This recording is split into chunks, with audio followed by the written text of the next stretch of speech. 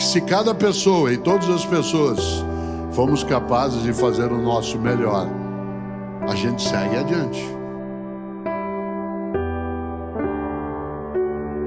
Minha mãe, Emília, faleceu esse ano, né, no mês de junho, a avó, né, Emília, como aqui as crianças, né, chamavam, e claro, bisavó, os netos e netas, e ela faleceu com 93 anos de idade.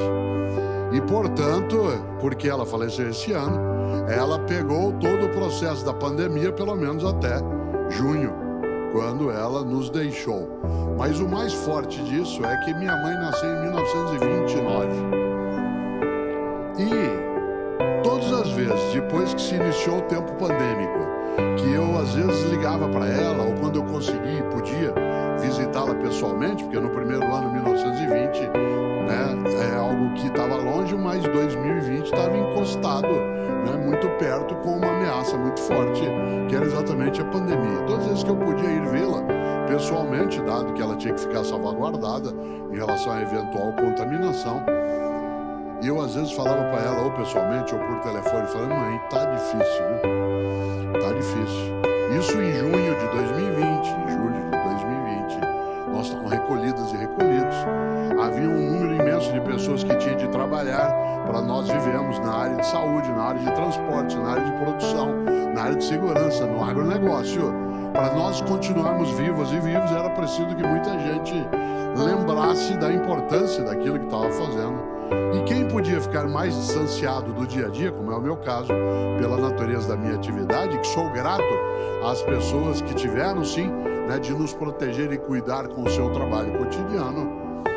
Às vezes, claro, eu também ficava meio agoniado e ligava para ela e falava assim: mãe, tá difícil, viu? Ela dizia: filha, eu vou te contar uma coisa.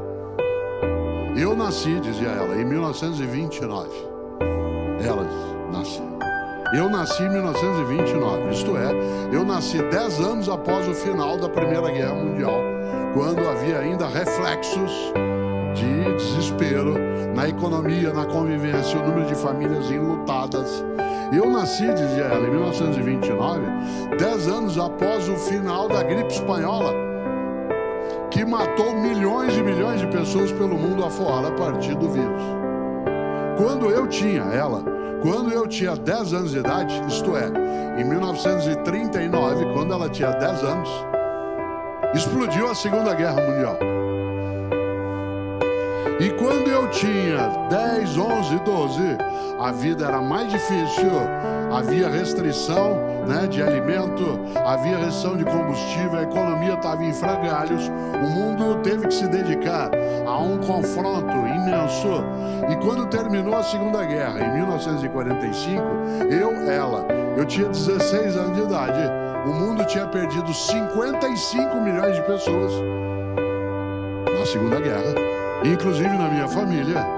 E quando eu achei que agora vai, porque com 16 anos, bombas são jogadas sobre Hiroshima e Nagasaki em agosto de 1945, e eu passei, como qualquer ser humano mentalmente saudável, a ter pânico do fim da espécie, de uma guerra nuclear. Quando eu, aos 16 anos de idade, imaginei que isso ia passar logo, aparece a União Soviética de um lado, a nação norte-americana do outro, e nós tivemos uma guerra fria de confronto possível de guerra nuclear de 1945 até 1990. Em 1990, filho, eu que nasci em 1929 já estava com 61 anos de idade. Falei, agora vai. Aí apareceu a crise do petróleo, a inflação de 2.000% ao ano. E agora, aos 91 anos de idade, que eu vou brincar com os meus bisnetos, que eu vou poder aproveitar um pouco mais. Vem essa pandemia e nos coloca cada um num canto. Por isso eu vou te contar uma coisa. Você não viu nada. Quanto mais eu ando, mais registrado. Mas se eu não caminho, eu sou é nada. Por que ela contava isso? Para que a gente se consolasse? Ela contava para que eu me conformasse? Não.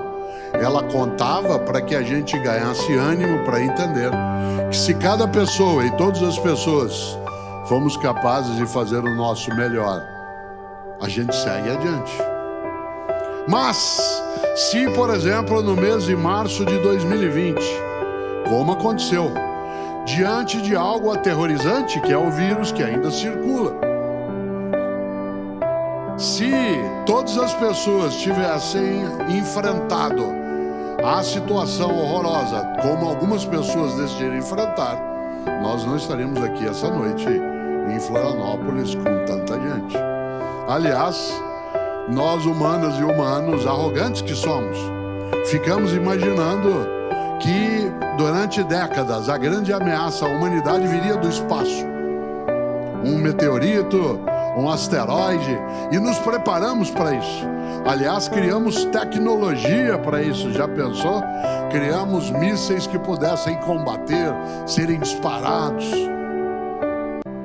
Quem diria que a ameaça viria do nosso meio? Eu, caipira que sou, nascido em Londrina, a gente caracteriza o que a humanidade viveu a partir de março de 2020, os caipiras chamamos de tranco, né? Tomou-se um tranco. Nós estávamos imaginando que a gente já era invulnerável, que as coisas não nos aconteceriam e de repente fomos atropeladas e atropelados por algo que, embora Dona Emília, minha mãe, dissesse se ainda não viu nada, a gente não imaginava que fosse ver o que vimos.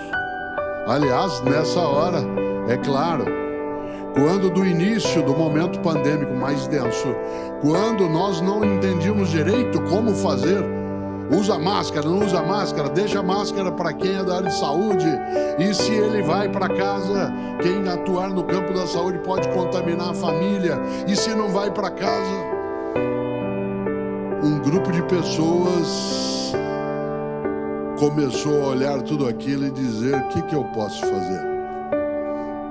Uma parte das pessoas, ao olhar a dificuldade, a agonia, o desespero, disse: o que eu posso fazer? Com reticências, com 3 pontinhos.